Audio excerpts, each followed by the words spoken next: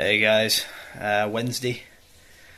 We got rained off today. Well, I went in and it forecast it. They started blasting it down. I went in just to joint up, get a little top and tail for that brickwork. Saw that we're piss wet. It was absolutely solid, so that's a good sign. The gobbo's going off on these connies. So I had got me a rough brush which I cleaned the trowels off with, and clean up buckets with, and get a good scrub like. So it looks all right. So yeah. I've had a day in, I'm having a beer, I've had about 5 of these.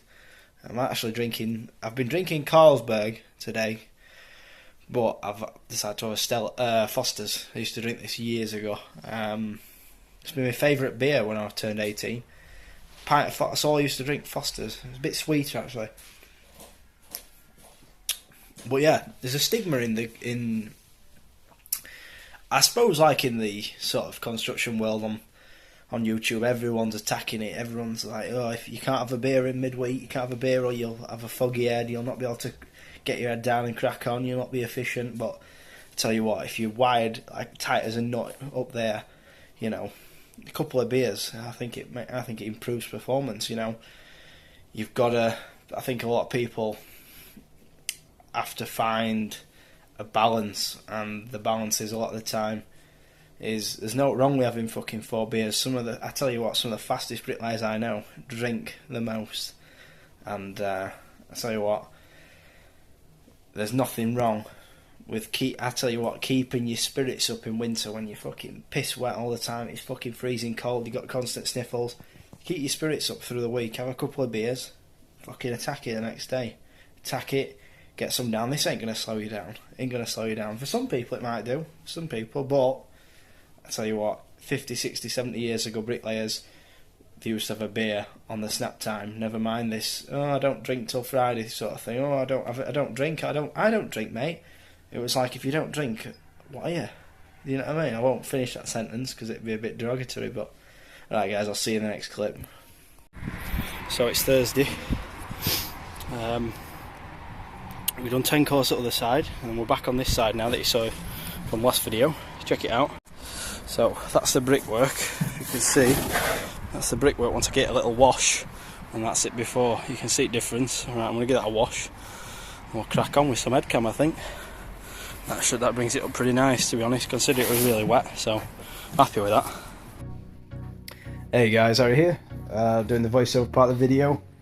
Another day on the cut up, so we finally got a full day in today. We've had 2 half days so far this week, and now to add to that a full day, so we've had a total of 2 days so far out of 4. So that just gives you a little bit of an idea what sort of time you lose as a bricklayer in winter. You know, you can have these days regular. You know, we're gonna get more of these days, but you know, we can only work when we can work, and that's why you know, it is probably ideal as you know, as a bricklayer to have another backup trade that you can do, you know, for a couple of months out of the year. Well, bricklaying isn't always 100% reliable, but at the moment, with the climate, with the prices, with the right organisation, the right strategy, you can mitigate that time you lose.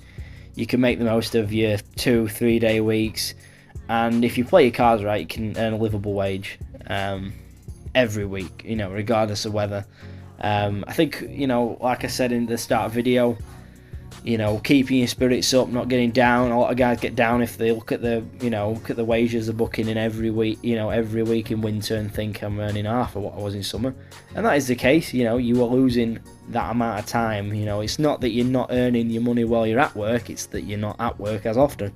So you've got to keep positive, enjoy the days off, because a lot of us as bricklayers, we don't take holiday. A lot of the time we have either a couple of weeks holiday a year that we don't get paid don't get any paid holiday. So the time we get rained off, time we get frosted off, we've got to enjoy it with his families and enjoy it with doing things other than bricklaying. You know, having a hobby. You know, like for myself, gaming, or you know, lifting, going to the gym, or whatever you like to do in your spare time, going running. You know, it's important that you use this downtime you get in winter to do those things and enjoy yourself, and hopefully have saved some of your money from summer, which none of us do. I know I haven't saved fucking nearly as much as I should do from summer to winter, but if you do it right, you should have no stress throughout the month. So anyway, so I've got a little bit of a change of change of plan. What's happening? So basically, I was meant to do all these 3 cut-ups. Another gang came on to do a cut-up that they want their houses, but they got told to do it. So I had to work around it. So I ended up doing 10 course on the other Gable, and you're seeing first stand. You're seeing me do that I explained earlier, and then you're seeing me continuating that 12 course I did the following day, the previous day, should I say. And I got this one all the way up, and the other one halfway up. So yeah, I had to work around it, and that is just an example of organisation. So if I'd have not done that, if I'd have not gone on to the other cut-up, I'd have run out of work today, and I'd have had to go home. Or well, I wouldn't have run out of work. I'd have had to go on to the other cut-up, which I'm now doing tomorrow. But it had disrupted the build, significantly. It already did disrupt the build, which I know a lot of guys in big gangs, stuff like that, where other gangs jump on, plots, or other gangs jump on parts of your work or whatever, or any drops that you were going to go onto. It causes major stress, major aggro. But me as a one-on-one, me trying to be as super organised as I can, don't always achieve that, but I try to 90% of the time. I try to work around everything. I work around everything. I mitigate things. A lot of guys sort of tended to be older guys in the trade. Or go, that ain't fucking right. This and that. Kick up a stink. And at the end of the day, you waste your breath. Arguing with site managers, or arguing with subcontractors or whatever. If at the end of the day, as bricklayers, we're just bricklayers. We don't run sites. We don't run the job. We just do his own work, and whatever a manager says more or less has to go, and you've got to sort of lump it. And it sometimes affects your work day, sometimes it won't. Like for instance, today it didn't really affect me, although it just took away, a couple of days work off me. There's always more work, there'll be another drop, someone else on this job, or, whatever, but a lot of us have got to try to just not expect too much. I don't try to plan ahead too much, I expect too much. I just turn up, lay my bricks, fucking get them down as quick as I can, as neat as I can, and then carry on, Don't think much more beyond that, So, that's what we did, and I ended up reaching 22 course on this, and as you can see, I was already 4 course lower than what was there on the scaffold. So I reached 22 course off. I used a milk crate for the last 3. Really good technique. Obviously, it's not always, it's a bit frowned upon using hop-ups, because it does take you a little bit higher than the handrail. But if you're safe enough and you're not hopping up more than like 150, you shouldn't be too bad. My hop-ups, I think it's 150 mil or something like that. So it's not too bad, the milk crate. So it helps you get that extra height, and the reason I try and reach up on these top outs, it makes the table lifts a lot easier, and the reason why is because you don't have to lift as much gear up, you can get it done quicker, which makes it easier. When it comes to top outs as well, I try and get the price for them. A lot of the time the price is basically exact measure. Like the ties we put in on these top outs every 2 course up every 150. We don't really get anything extra for them. I've never worked for a firm where you do get extra for like tie wires and sundries and stuff like that. It's all inclusive in the price a lot of the time, which sucks. It isn't ideal. You should get a price for everything you do, but it is just what it is. So I'm happy with cut-ups. Someone had a comment in the last video saying, "Oh, you get given a load of shit, or Gables are crap," and a lot of gangs don't make very good money doing cut-ups, because it requires you to just you're running straight brickwork. Obviously, if you've got block work behind, you have the added you have the added risk of wind and wind damage, whereas these timber frame cut-ups, there's no risk of wind damage because it's always backed up, it's always tied in, which I find is a massive plus. I don't like normal cut-ups where you got to build the blockwork. I just find them tedious because of the factor of the wind. You know, your blockwork always wobbles on a peak, and then your brickwork can sometimes in turn do so as well. So I find that very annoying. Cut-ups, but cut-ups like this with like a smart roof or a spandrel panel, I don't find them any hassle. And with a new method I'm using with a fixed brick, I'm racking him all the way up now, so you can just see that half brick gap, and the half brick gap will continue all the way up, and then I'll just fill in that half brick at the end, and it'll go all the way up, and the gap won't get bigger and bigger and bigger like it does with some roofs. I think this roof's exactly 45 degrees, so you'll maintain that gap if you're half bond and your perps are nice and plumb and straight. You'll maintain that half brick gap all the way to the top, and I think it'll get to about a brick max, and then I like to fill them in after. I don't tend to stop and fill that corner in as I go. I might do it every 6 or 8 course maybe, or even every half a gable. Probably every half a cut up I'll fill them in.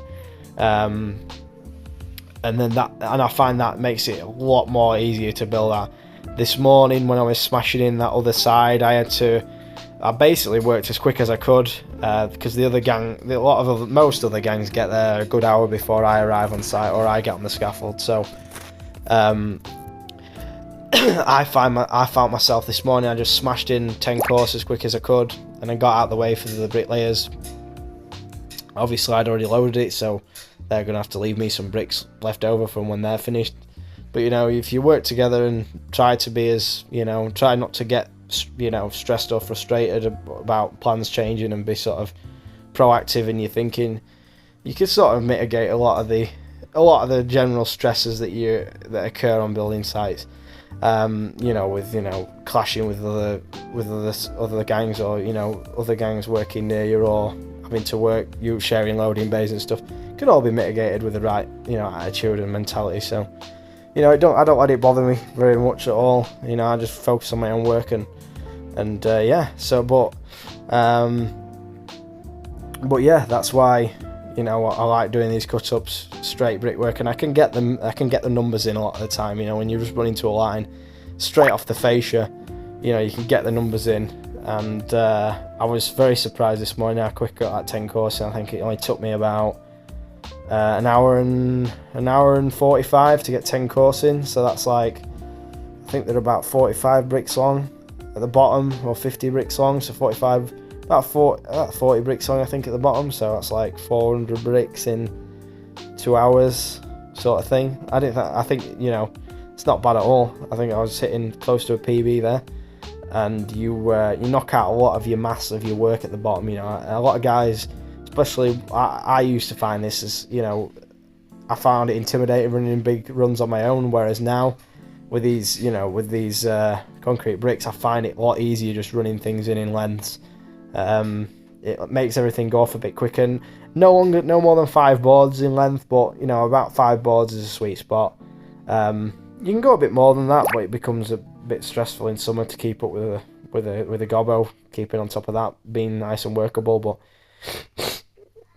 that's what I like to do. As you can see here, this is how I do it. A nice 10mm joint each side, and it keeps your gable nice and level. Like, you can't really go much wrong. These concrete bricks, the one thing that I can say to them, they all come uniform in gauge. I can't. Sometimes in length they can vary a little bit, but it's very minimal. Because they are like a fabricated artificial brick in a sense. They're not a proper clay brick that expands and contracts. I think they have higher tolerances than I'd say if anyone's never laid these before, they're very similar to laying an engineering brick. That is basically how I can say it. They're very similar to laying an engineering. Like if you lay engineering's very high, they'll slump. They're wet, you can't joint engineering's very long. Like they're very similar to sort of trying to lay Staffordshire blues, trying to lay blues very high. That's how it feels. For anyone who wants a first-hand review, if you've ever laid Staffordshire blues or red engineering bricks, like a class A or whatever, class B, a full engineering, that's what these bricks are like. But I've got, you know, as you can see, I've got a hanger laying them. You can't really make a mess of them. You know, aesthetic wise, if you just don't put smudged bricks in, they're quite easy to point. But you know, it takes a while for them to go off. So you know, they do need a top and tail. There's like top and tails mandatory with these bricks. You know, a horsehair brush is probably ideal. I was looking at this other bricklayer's horsehair brush on the scaffold today, who were working next to me. He kept asking about the Fitz brick clamps that I was using. I always, if anyone asks me, I tell people the Fitz brick clamp, you know, brickworktools.com, check them out.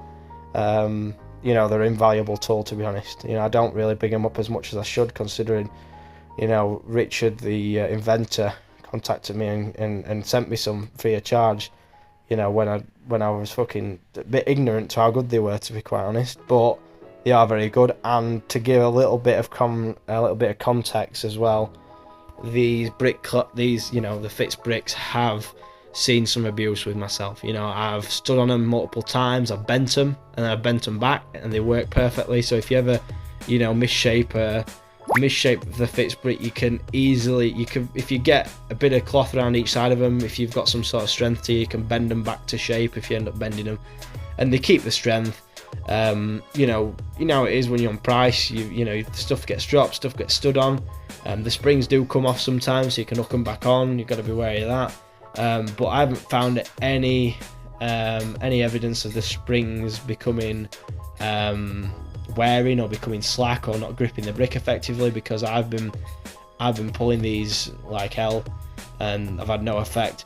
I do try to emphasise as well on these cut-ups, put the tension on the Gable ladder, not the Fitz brick. Use the Fitz brick as a tingle, not as a tensioner. You know, that's a common misconception. I find the Fitz bricks more effective for tingling your line up and down, especially like on a Gable when you're running into like a big corner. You run into a profile at one side, a big corner at the other.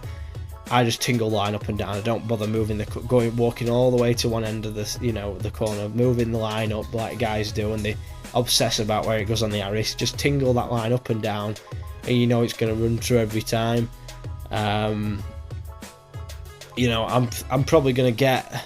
I'm going to oil them as well. I've oiled them once since having them, and I oiled them right after I got them. I've not oiled them for ages, and they still work great. There is like a technique to squeezing them together. You know, at first they'll feel very awkward, but then you'll just get the feel for how to squeeze them, and they'll gain their own little groove as well. When they're new, they'll be a little bit stiff, but once you've oiled them a few times, and if you just keep using them, they'll become really, really easy to use, even when they have got crap on them, they have got dust, you know, gobbo spilt on them. You know, they're still very easy to, you know, squeeze together, and you'll just get a feel for using them, which it just takes more time using them. But I've found them really easy, especially with this, you know, one brick and run it. Just tingling the line to the brick, not Fitz bricking, you know, the line tension on one brick, or else it will fling off with these. With a normal brick, I don't think so much, but even then, use the tension on the Gable ladder, not to the brick itself. So. Also, I saw a comment from a Cool and Brickwork, so I got the original idea for the line clip, you know, for the spring clamps for the on cut-ups. He recommended getting a bigger spring clamp for the soffits that have been battened, like these have, with, you know, a little 50mm batten. But there's one problem I find with the clip method, which it's probably unique to if you're doing long runs. But if you move the line up at one side with the clip to your brick that you've laid, and then you move your line up at the other side, the line will go higher at the original side you moved it up, because of the effect of the line being moved. There is a knack to get it, you know, moving your line 10mm under the brick, and then when you move it to the other side, you know, it should work out, you know, level at both sides. The line will run equal at both sides of the brick. You know, it's a little bit, it's minimal in the accuracy. It knocks your brick out of level, but you know, it is noticeable. It is a knack to get over. And also I do find as well, because I don't have constant tension on with like a brick hanging over on the line, I do find the line sometimes moves off of that clip. It sometimes happens. It's because you have to make sure you have a big enough clip. So I got a 50mm spring clamp to try them out. I'm going to try them out tomorrow. I don't know whether it's as quick as using the fix brick. I've got quite quick at doing the fix brick method. At first it gets very awkward to clamp your fix brick under a fascia and soffit, but now, that's my son by the way, it's bloody bonkers, banging his bloody radiator against his wall. I've told him off so many times for it. I'm gonna might have to go and stop this and tell him off. Right, but you know, it is awkward at first to clamp your brick, your fix brick under the fascia and soffit. It feels very awkward. You got to switch hands. So I'd say it's a little bit easier to move that clip up. It does feel a little bit more natural, but I think you've got to get used to that that initial what to move your line to. So I'd say I'd move it at first. I'd probably move it about 5 or 6 mil lower than the brick that's set at one side, and then when you move the other line up to the brick at the other side, it should have run itself level. It's probably a bit easier to do if you're going to do long string. So if you're going to spread for the whole run, you know, you can get to one side and just check it before you start laying, like a long spread. So if you're using like a wetter mix, probably more, you know, and you're doing long string, probably a very good idea. If there's 2 brick layers, not an issue at all. Obviously you can each move the line to the brick at your, you know, at both sides. It can be adjusted very easy and quickly, which is nice. And if you're running short runs in, it's very, very beneficial. So when you're doing table lifts, it's going to be probably more, or like garage cut-ups, it's going to be probably easier because you haven't got as big a disparity in levels when doing it. But you'll know what I mean when you first do it, and as long as you clipped on correctly, it shouldn't come off. But when you have to keep moving your line up and down, you know, so there isn't too much tension on that clip to where it then spring off. So I don't think you can mimic the tension that you can with a fix brick, but you know, it depends on the size of your gables as well. These are quite big gables. You know, I have got to get used to it a little bit more, so I'm just giving you guys a little bit of heads up on that. So yeah, so hope you've enjoyed these few little topics on cut-ups again today. There's going to be another cut-up video tomorrow. I'm starting a fresh one. I'm going to get it all the way up to the top, so I'm going to get some more headcam footage and show you how how it goes building one in one run, in one go, because I've done these in 2 halves so far. So hope you've enjoyed the video, and I'll see you guys in tomorrow's video. Thanks so much for watching, and I will see you in the next one. So I'll show you what we got done today. It's what time is it, Mel? Fucking 4 o'clock, right? So we got that up 22, I think. Going to focus at 22. So we did that in 2 goes, and then I'll show you. There's another gang arrived to do this other top part. We had to start on this one this morning. I had to start on this one, and I did 10 course on that, and they did their few course and got that one done. So, you know, day and a half. Not done bad.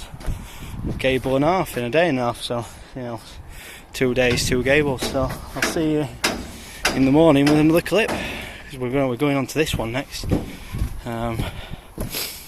Pretty sure it's level. Let me check. Maybe we'll get me a level on it. So yeah, back home. We enjoyed the video. I didn't want to put that other clip in because I didn't feel it was right going up to someone else's work, putting level on it. So I just cut that one out because yeah, but it's all ready to go. That other cut up ready to get up, and it's got an expansion joint in it. So I'll show you how I do that. Get some head cam, might even get some time lapse as well. I'll bring my tripod because I don't think there'll be anyone around, because I don't like doing time lapses when there's loads of gangs about. I don't like filming people, so. Yeah, so I'm going to have a beer, upload this, and I'll see you guys in the next video tomorrow, hopefully, if I get some footage. So, alright guys, I'll see you in the next one.